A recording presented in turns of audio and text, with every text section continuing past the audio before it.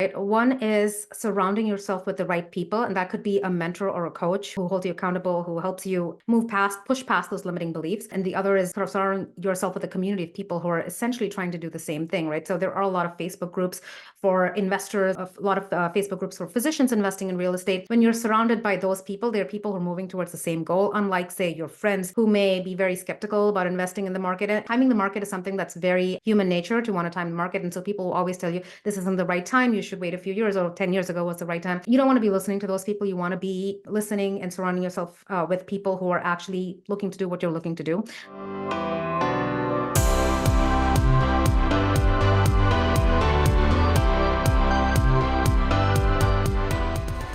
Hello and welcome everybody to a new episode. Today, we have an exciting topic to tackle. The sneakiest and yet most devastating wealth killers of all. The untrue stories that we tell ourselves. Let's be real. Limiting beliefs prevent so many of you high talented, high income earners and physicians from truly reaching financial freedom. I'm talking about the internal cringes when I talk about investing more, or the analysis paralysis that keeps you stuck, or the fear of losing all your hard-earned money. But today, we have the privilege of being joined by Dr. Param Baladandapani. Welcome. Thank you, Nathan. I'm so excited to be here. Me too. I'm excited. This is gonna be a really good conversation. So let's start off and just talk very high level. What are limiting beliefs and how do they relate to wealth? Oh, so I mean, if we're talking specifically about physicians, I find that, and this is limiting beliefs. I think this is a great topic because oftentimes you're not even aware that they exist, right? But these are the things we tell ourselves that kind of stop us from really taking action. And I think the common ones that I've seen in the finance space is I don't have the time, I don't have money, or I don't have the knowledge to be doing the right things, and it's too risky, or this is not the right time. And so I find like those are the biggest ones that stop people from taking action. Yep, absolutely. And it's kind of funny, like talking about these beliefs, right? Because everybody has this idea of, oh, the future is reality, right? What I craft in my mind becomes my perception, becomes my reality.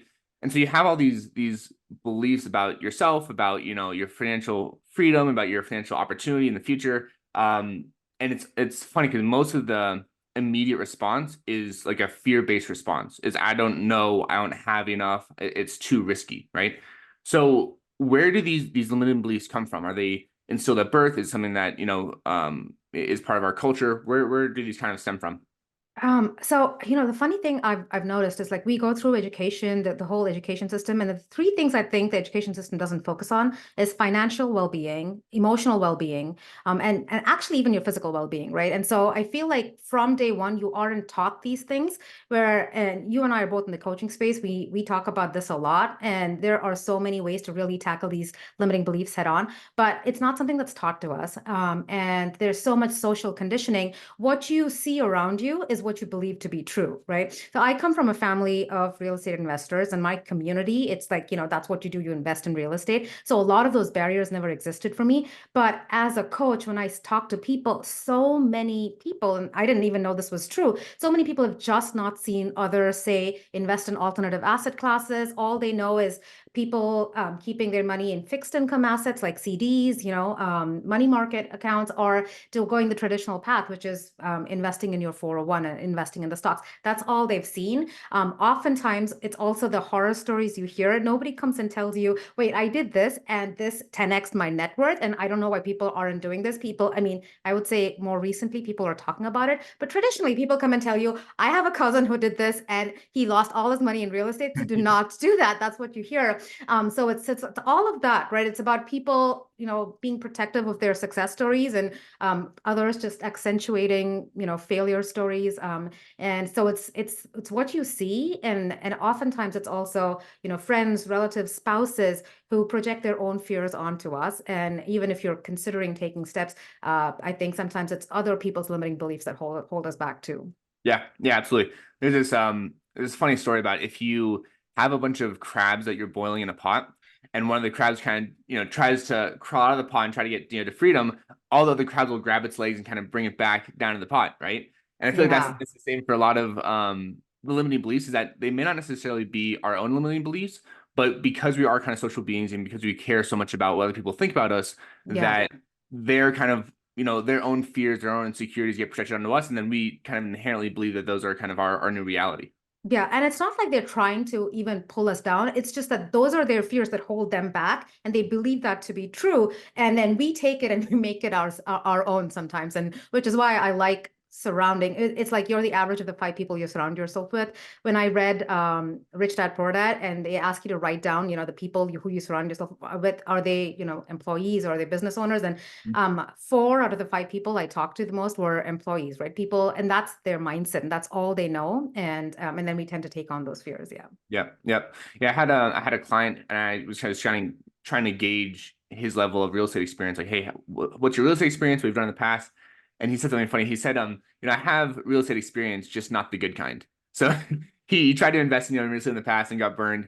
I think that's a lot of a very similar story to a lot of like investors out there, where they try, they listen to a podcast or they read a book, and then, hey, real estate's the way, and everything makes sense, and then you go to try to do it in reality, and it's a lot harder than it seems, on paper. And so you have this not fear of failure necessarily, but once you hit the kind of initial roadblock, you're like, wow, I don't know what I'm stepping into. And you kind of you reinforce those limiting beliefs, right? And that's something that I think is true for any kind of, mental state, is that a lot of people who are, quote unquote successful have failed the most often. They've kind of pushed through those limiting beliefs and have kind of like ingrained failure into who they are, right? And Yeah. those that are successful have failed the most, right? But question I have for you is, it's one thing if you don't know what these limiting beliefs are, right? If you think that, hey, these are just my reality, these are just the way that I see the world, and this is truth with a capital T, how can, physicians really start to identify those own limiting beliefs? Because at some point, it's almost like you don't know what you don't know.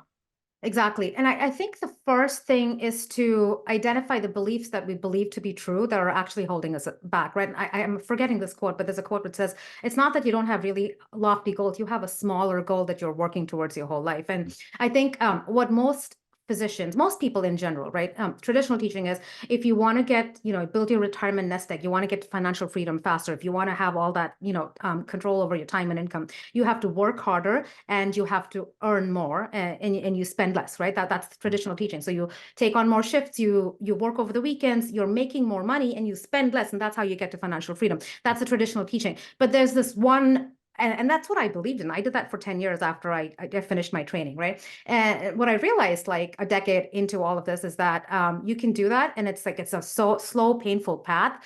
But the big thing that people don't talk about is asset allocation, right? What is the ROI of your entire portfolio? No one really talks about that as the thing that you can focus on and change. And so people are stuck working hard and spending less, and worrying about lifestyle creep, but they don't really focus on the ROI of your entire portfolio. And if you look at the asset allocation of ultra high net worth individuals, they have about 25% of their portfolio in traditional stocks, right? And then about 50% is in alternative assets. The common man, 90% of us don't even look at wealth or investing as such, right? That's not even our belief system.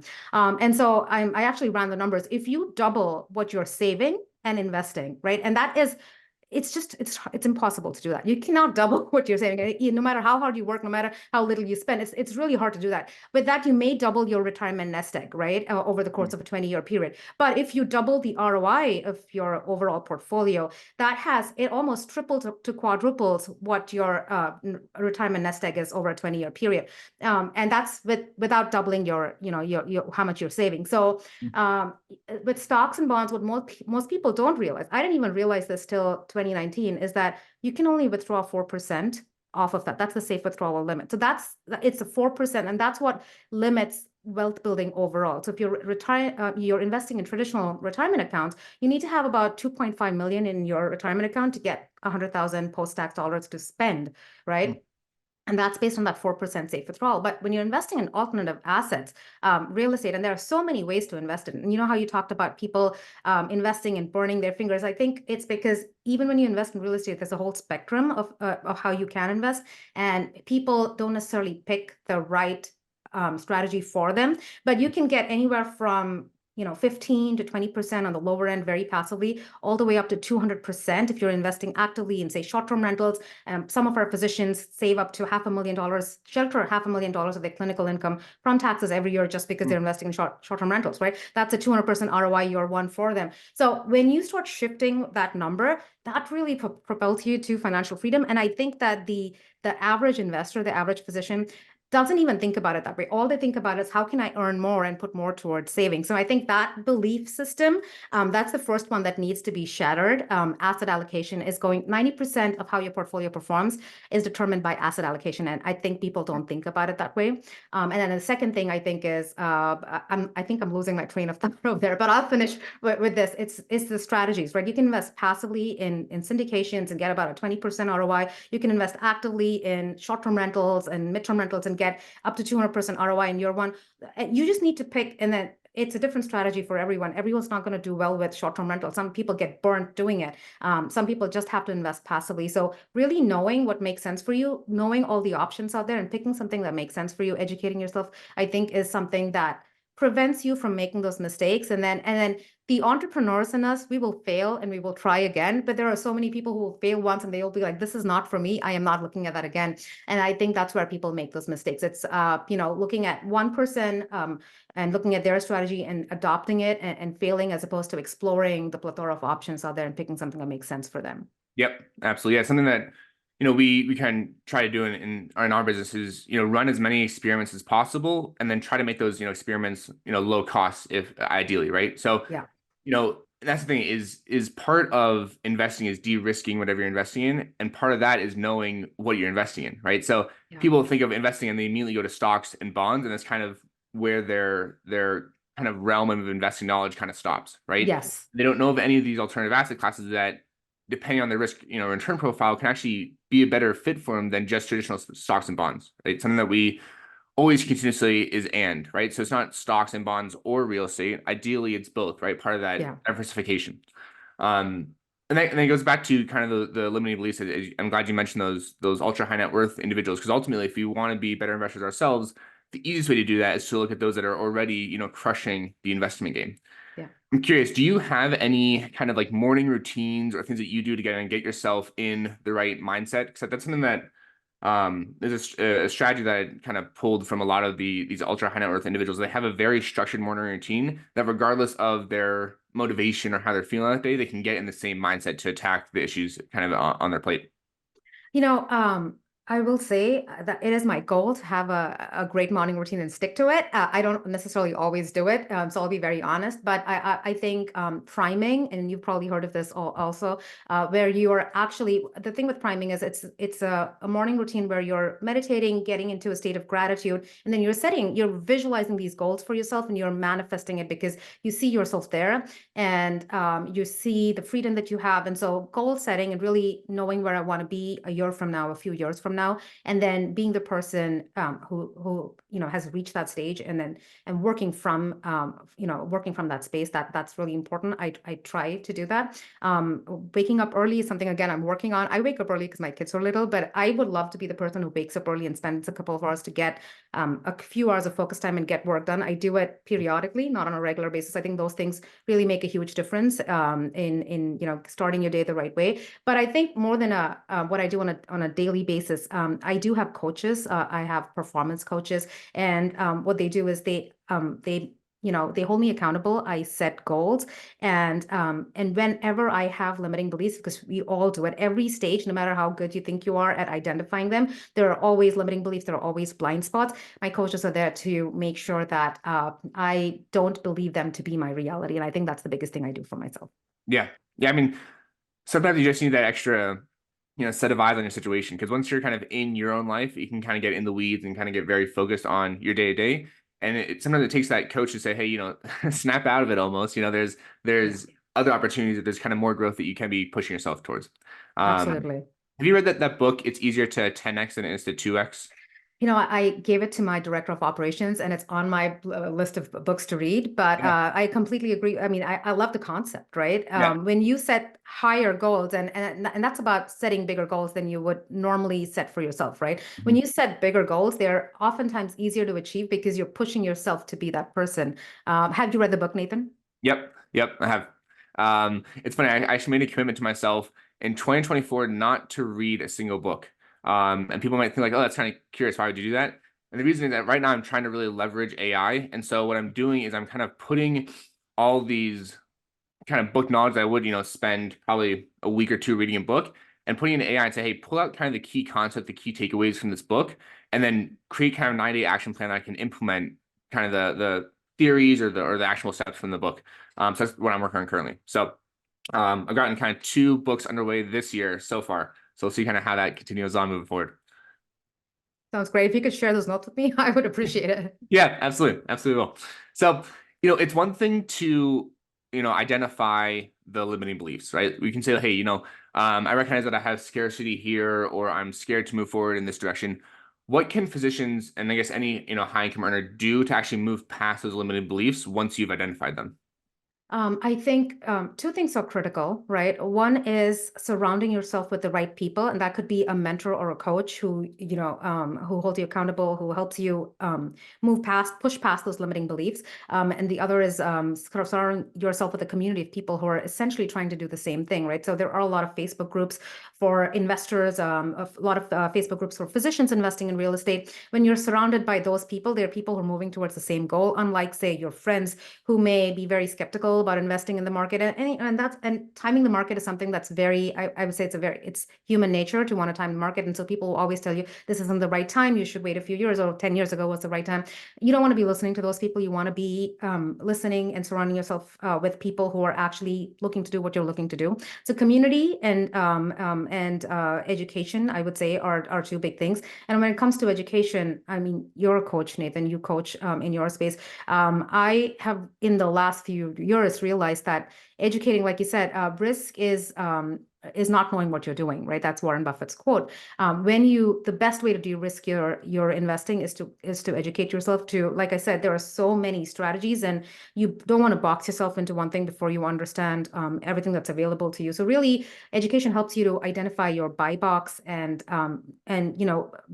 come up with a strategy based on your goals, resources, right? Because it's all very personalized. One size doesn't fit all. That's a big part of education. But with any kind of investing, especially with real estate, you really want to buy right. You want to know how to make sure you hold on to the asset, because over time, a bad asset is going to look good, and a good asset is going to look great, right? Time does that in real estate, and then you want to have control over the things. There are things you can't control, which is the market, but there's so many things you can control, like tax savings, right? Really maximizing that, adding value, and then using the same pot of money over and over again to scale. There's so many things you can do in real estate. And then when you educate yourself, you're able to really control your returns. And I think that's very unique to the real estate space compared to the stock market, right? So doing all of those things, so educating yourself, I would say coaching, and then surrounding yourself with the right people, I think are 2 big things that you need to do if you really want to achieve those goals. Because even if you identify those limiting beliefs, I think if you don't have those 2 components in your game plan, then you're again limiting yourself. Yep.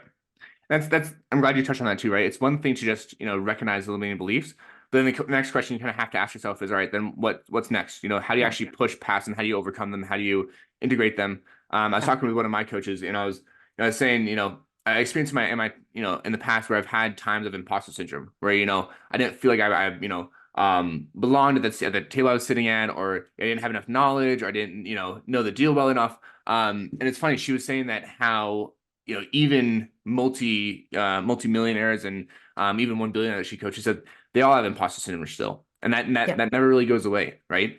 Yeah. And it's funny because I was talking with her. It's like, I've always not necessarily liked the term "fake it till you make it," but she's like, it's not necessarily faking it till you make it, but it is more so, already believing that you're worthy of your future outcome, or your future self. And that should really empower you moving forward, rather than saying, hey, I'm just going to fake it until it becomes, part of me. Yeah. Because she said the brain doesn't really know any different between, what you tell it and what it actually experiences. So if you tell it, hey, you're not smart enough, you don't know enough about the deal is too risky, you don't know anything about multifamily, right? That those inherently kind of as like a physiological response will always kind of kickstart that kind of fear response, and won't make you move in the right direction.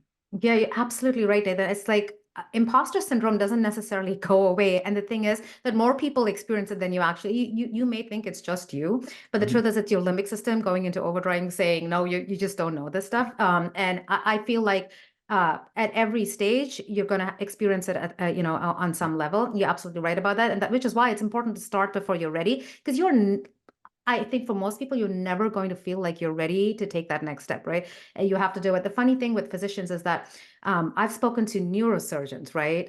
Who, I mean, and investing isn't rocket science. I mean, I think neurosurgery is as close as it gets to rocket science. And they will be like, I am not good with money, especially with women. I've seen this more with women because traditionally the social conditioning, they aren't necessarily at the helm as far as finances is concerned. And I've seen some of my one-on-one clients, they will come in saying, okay, I'm not really good at this, but I need to make a change because I really want time freedom and I don't know what else to do. Right. And within the course of a few months, they've acquired like 2 properties. They're negotiating better than I am. They love the whole experience of real estate investing. And sometimes, the spouse is not always on board. Sometimes it takes them a month to get on board. Sometimes it takes them a year. But I've always noticed that like a year into the process, they've made amazing strides. Their ROI is off the charts. They love the process, and then slowly everyone starts accepting that, and then they start trusting them. So it's a process, but imposter syndrome is, yeah, especially I think among physicians and women. I think it's definitely something that needs to. I think it's nice that more people are talking about it because then you don't feel like you're the only one experiencing it. Right. I've seen that too with some of the people that I've coached too is the ability to try something new because they've been in medicine for so long.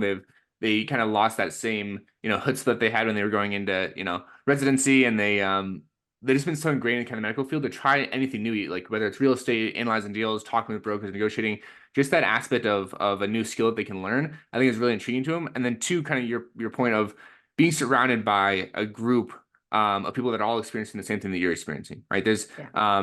That's something I think that can feel very isolating when you have these limiting beliefs and you kind of get that fear response. You're scared to move forward. You feel like, oh no, everybody else out there already knows what they're doing. They're already Yeah. investing. They're already Yeah. successful. I don't want to ask them how they did it, right? I don't want to see them at that low Yeah. level. Yeah. Um, and that's kind of the power of that group is to be surrounded by people who have gone through what you've gone through, who are going through what you're going through, and will go through what you're going through as well. Yeah, and then it's so funny. Sometimes you're in a coaching group, and there are people who don't want to ask questions, right? Because they feel like it's too basic, and everybody else knows it. And I always say, like, we've all been there. Sometimes it's easy to just Google things, right? You're just sitting there, just Google it. That's what there's a first time for everything. And then I'm sure if you ask the question, 50% of the people out there are thinking the same thing. You just don't know it. And so, yeah, we're all very similar in terms of how we experience things. And so just talking to other people, having honest conversations and being vulnerable, I think it's super key. Yeah, those honest conversations, especially, right? That genuine to say, hey, here's kind of the mistakes I made in the past, and here's how Yeah. I'm struggling now. Because ultimately we all want to be like the best investors that we can be, but there's a whole kind of continuum of hey, here are the past mistakes I made, here are the fails I made, here's are the deals where I miscalculated, right? I think Yeah. being that transparent, that open really helps build that trust and also kind of brings a sense of like camaraderie to the whole investing process, where it's not just about the numbers, but it's really kind of learning and growing throughout the entire process. Yeah, yeah. And I was ashamed of the fact that, in the past, like when in 2019, I started really amping up, I had like a $500,000 in my savings account. And I look back and I was like, that was the dumbest thing to have been doing because that money isn't making any money for me. But now I'm more open about it because I know when I speak to people, there are so many physicians who are in a similar position and they don't realize what a drag that is on their overall ROI. And, just being honest about it, owning up to it, and just makes people realize that we're all making the same mistakes essentially. And we're all on a path where we're trying to improve things. And and then when you're willing to open up, people are always there to help you and support you. Yep. And for me, like it was always the cost of inaction that got me to really move forward, right? Like same thing. I had, a buttload of money in my savings account. And then you realize that one, it's not earning anything. It's 0.1% at best. Yeah, Two, you have inflation away pretty much eating away at that amount. And even if you are investing in the stock market and making 4 to 6% on your money, if inflation's, as it was a couple of years ago at 8, 9%, you're really losing money, even though you think you're growing it. exactly. Exactly. You're never going to work your way to retirement. That's never going to happen. Yep. Yep. And that's the thing too, right? Even the high income earners think they can save their way to retirement, even if they have, all this revenue coming in. And even if they are able to, keep their expenses pretty low, they're just the math just doesn't work out, right? You have to find a Yeah. way to have your money work for you and to have it grow and kind of snowball moving forward. Exactly. Like 10 years out, I looked at my numbers. I had a major work transition in 2019. And I was like, okay, well, I must be, it was 10 years. I was in a high income specialty, subspecialty, and I was a saver. And I was like, oh, well, I should be pretty close to, being financially free. And I was nowhere close to it. I probably had like 3 to 4,000 in passive income. And my number was 10,000. If I kept doing what I was doing then, it was another 17 years. And just knowing that and understanding that, that's what motivated me to take action, right? So I think like, we all have these beliefs and we want to be super conservative, but when you really understand the price that you're paying for that in action, that's when you're motivated to take action. Totally, totally. Do you have any case studies of physicians or other, people that you've coached that have kind of overcome a major limiting belief in their own life? Yeah, so one of the physician I was talking about, she a female physician in her 50s who, had never really looked into their finances or how their money was being invested. And suddenly she was part of the coaching community, and she was like, I really want to learn to do this myself because I really want to, work part-time, cut back, I have grandkids now. And so she joined the one-on-one program. And what I loved about what she did is that she did it with her daughter. And I feel like, our community is Generational Wealth MD, and it's like, the whole process is to buy back time so you can spend it with your family and these bonding experiences. So I love that she did it with her daughter together. Now they own 3 to 4 properties, I believe, and they chose going the more active route, which is short-term rentals and mid-term rentals. And for someone starting out, for someone who said, I don't think I'm good with money, I don't have any idea what I'm doing, to getting to the point where she's now self-managing these properties. She has a bookkeeper. She looks at her cash flow. She negotiates well. She loves guest communications. They're tag teaming, and her daughter takes care of marketing, and she takes care of the numbers. I think, overall, and they've saved like boatloads of money on taxes because, with short-term rentals, when you're self-managing, she gets to reduce her tax burden on her W-2 income from medicine. So overall, like just seeing that progress and seeing the confidence that she now has and how she now mentors people who are entering the space, and that's over a span of a year. And then what she's been able to create with her daughter, right? Doing this with a child, I think is just a beautiful thing. So just goes to say how someone who starts off never having looked at what their finances were and what they're invested in, to going to be this amazing investor who is doing one of the, I think short-term rentals are one of the toughest things to be tackling, especially in the current market, but she's thriving, and she's mentoring other people now. That's just an example of what you can do when you surround yourself with the right people and you educate yourself, right? So she actually went through the program.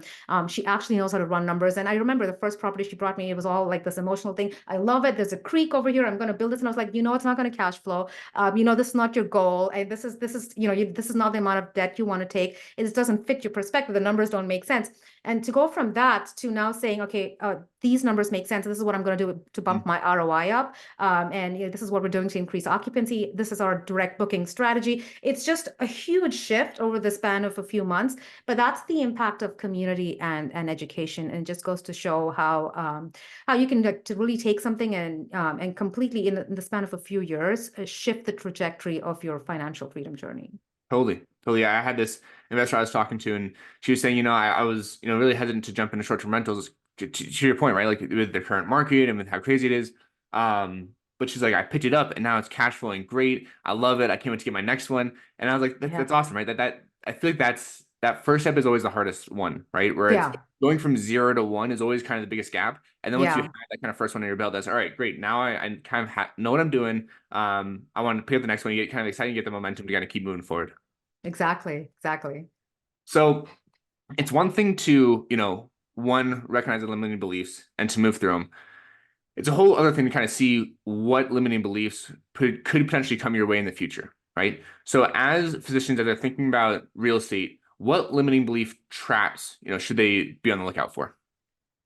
I think right now, if you're talking about the current market, I think we're in a cycle where, if you look at the market cycle, there's expansion where everything's looking good, and then you hit the peak, which was, I think, March 2022 for the current cycle. And then there's the hyper supply phase where, prices start dropping a little bit, occupancy starts dropping. And then I think we're right now in recession, which is where everyone starts switching from, fear of missing out initially to now fear of overpaying, and people are sitting on the sidelines. I think for most people right now, that is going to be a big barrier. But even if you say, okay, well, I'm going to make the time for this, I think I have the money, I'm going to think of creative financing strategies, all of that. And I've educated myself. I know how to, de-risk my portfolio.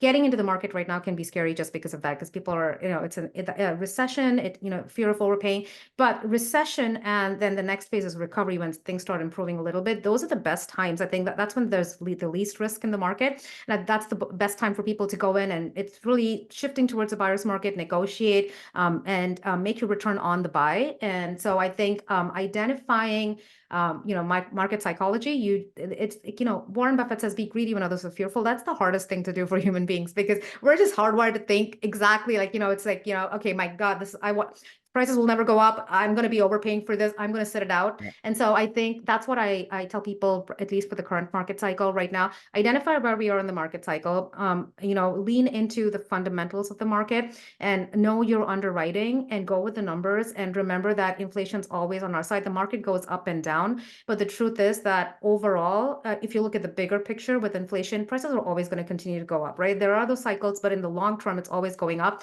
When you have leveraged real estate, that's the best hedge against inflation. And so 10 years from now, 20 years from now, especially for those buying smaller properties with conventional mortgages, that loan is going to be negligible compared to the equity you've built up in that property, compared to how much your rents have increased. Your cash flow is going to increase significantly over time. So look at the bigger picture, look at the market fundamentals. And know that the fear you're feeling in this market cycle is very natural. But I think the next few years is also one of the best times to be buying real estate. So lean into the numbers is what I say. Yeah. That it's one of the best things about real estate is that it is cyclical. It's not random, right? Yeah. But it's hard if you don't know the market and you're like, hey, I see occupancy dropping, I see rent growth slowing down, I see interest rates rising, I still see inflation rising. We're talking about recession, right? Like all those things, if you don't know the market, inherently make you say, I don't want to buy. I'm going to sit on the sidelines. I'm going to kind of wait it out. But to your point, that's really the best opportunity to buy, right? Because you know Yes. that inevitably that uptick's gonna happen in the long term too. Yeah. What shifted for you, personally? What was that dramatic shift moving from like a scarcity mindset to an abundance mindset? Was it something that happened overnight? Did it take, a few weeks, a few years? What was kind of that shift for you personally?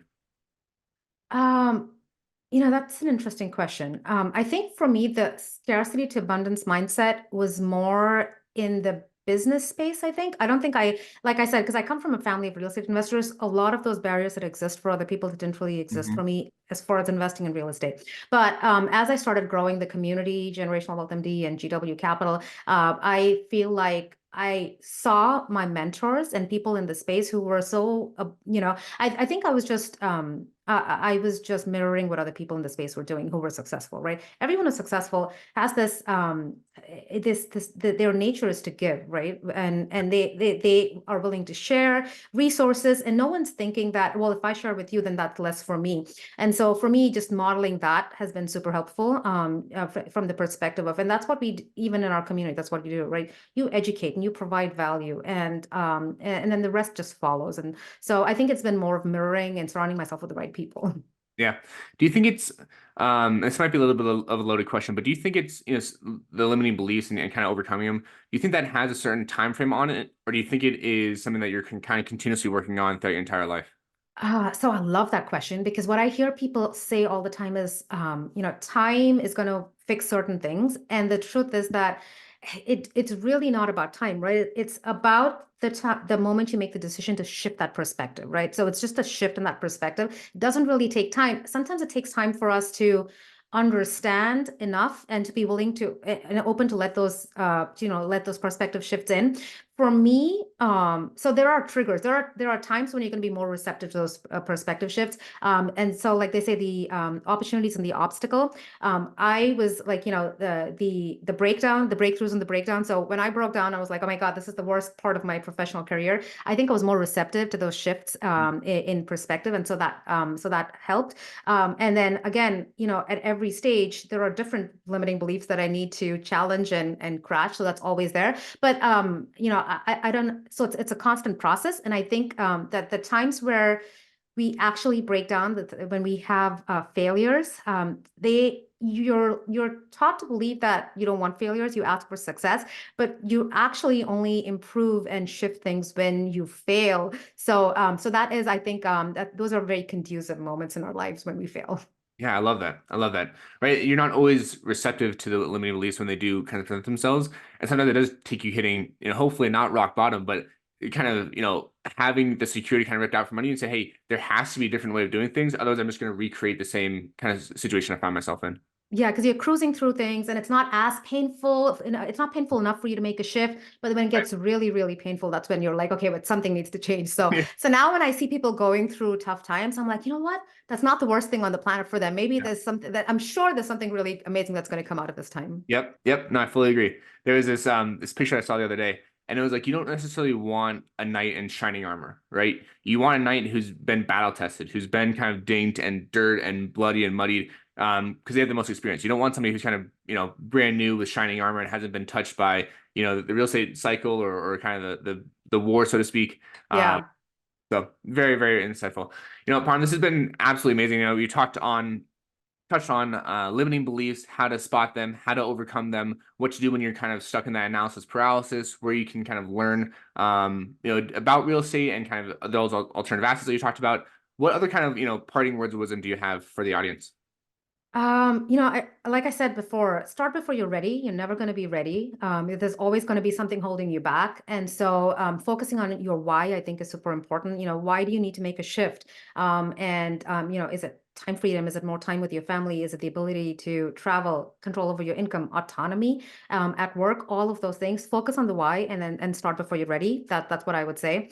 And I always say, it's not a one size fits all. And so if you can identify what makes the most sense for you, then you're going to be successful employing that strategy. So take the time to figure out what makes sense for you. I do have a free guide for anyone who's thinking about investing in real estate, which goes over, like, the first part of that is just build your buy box. If you don't have your buy box, you're going to it's going to be vague, it's going to be hard, challenging, and you're really not going to get to your goal anyways. And so generationalwealthmd.com/guide, I think it's a downloadable free resource. It helps you build your buy box and think about investing and think about why you want to make those shifts and the impact it can have over time. I think that's a great resource. And then in terms of surrounding yourself with the right people and being in the right space, we do have a free virtual summit coming up in March. It's generationalwealthmd.com/summit in lowercase. We have speakers who have over $1 billion of assets under management, and everyone's excited about thriving in 2024. So for anyone who's sitting on the sidelines and saying, okay, I want to get in when the market timing is right, I highly encourage you to attend the summit and listen to these speakers and to the words of wisdom that they have to share. Awesome. Go download the guide, check out the summit. We'll catch everybody next time. Thanks so much. Thank you, Nathan. If you like this podcast, please hit subscribe or a thumbs up, and we'll see you next time.